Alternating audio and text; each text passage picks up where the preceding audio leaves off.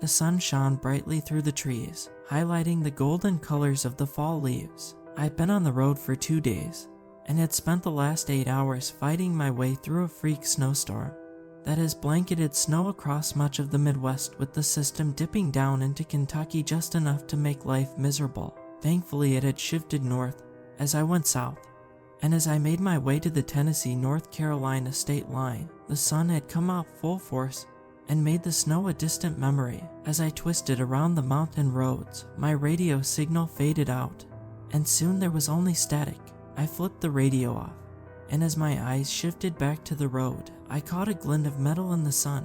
Is that a car? I thought to myself.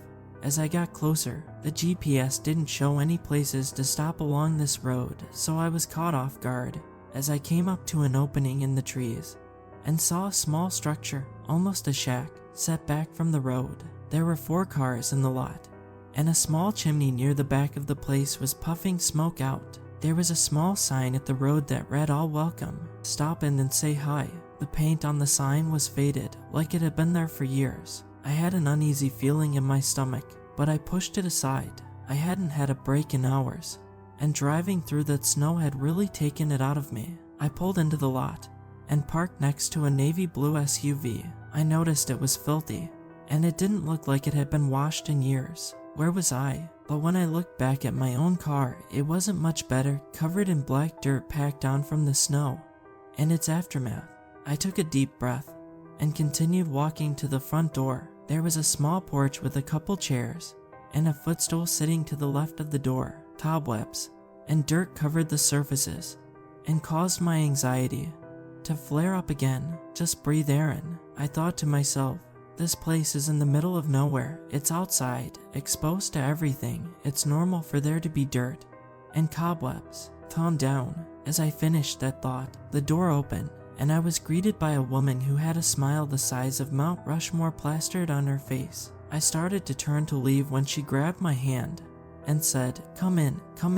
There's plenty of room. Don't go, we're just getting started for the day." As I stepped into the little entryway, I looked around. Magazines, books, and newspapers were stacked and lined up along the walls. I glanced at the date on the newspaper on top of one of the stacks, November 8, 1953. Jesus, don't people know it's unhealthy to hold on to stuff like that forever? With her hand still holding mine, the woman guided me through the doorway into an open room that looked like it had been a living room at some point. Pictures still hung on the walls, and carpet still lined the floor around a counter that had been set up in front of a back wall.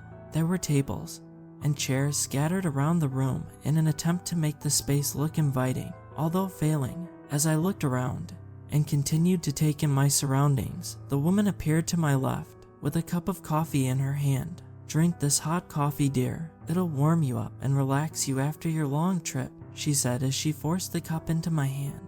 She watched me, eyes locked on mine, almost willing me to drink. Not wanting to be rude, I took a small sip and smiled. That seemed to appease her, and she turned and walked back to the counter. As soon as she turned, I quickly spit the coffee back into the cup.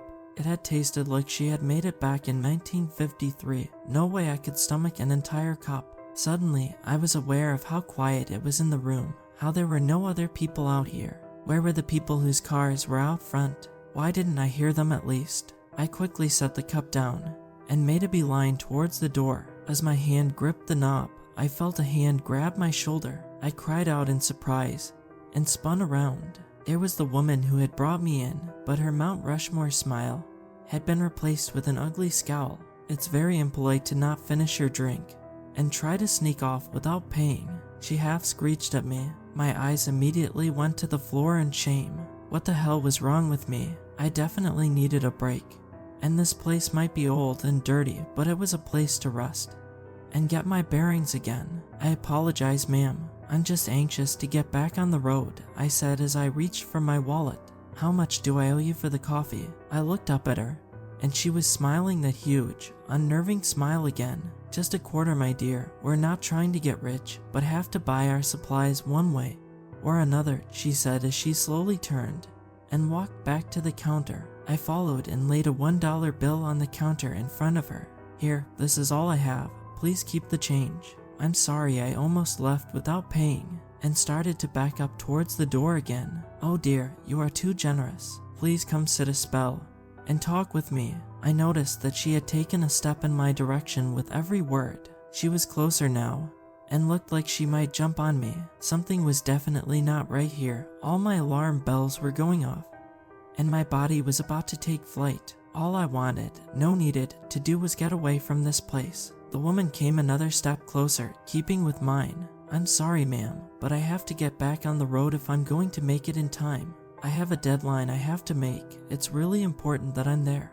I hoped the panic in my voice really sold it, and she believed me. "I couldn't get away from this place fast enough. My dear, it's already getting so late. Why don't you just stay here tonight?" she was saying as she took another step towards me.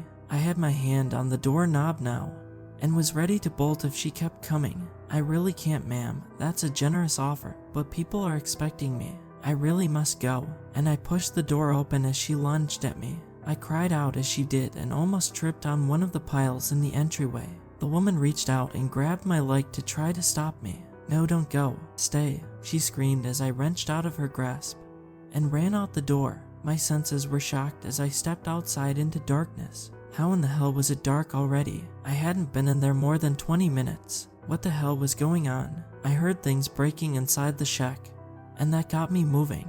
I got in my car, locked the doors, and jammed the key in the ignition. As the engine roared to life, I looked up towards the house. My stomach flipped, and I almost passed out. Staring out at me from the front window was the old woman, and behind her was at least 10 other people of various ages, and all of them were wearing looks of dread with their mouths locked into a permanent scream. When I locked eyes with the old lady, she threw her head back and her body shook with laughter. As she did this, the poor people behind her began to scream. I know they were screaming because they filled my head. I couldn't stay any longer. I was almost past my point of being able to deal with this, so I threw the car in reverse and nailed the gas. Dirt and rocks flew up from both sides as I backed up and turned the car around. I couldn't help myself.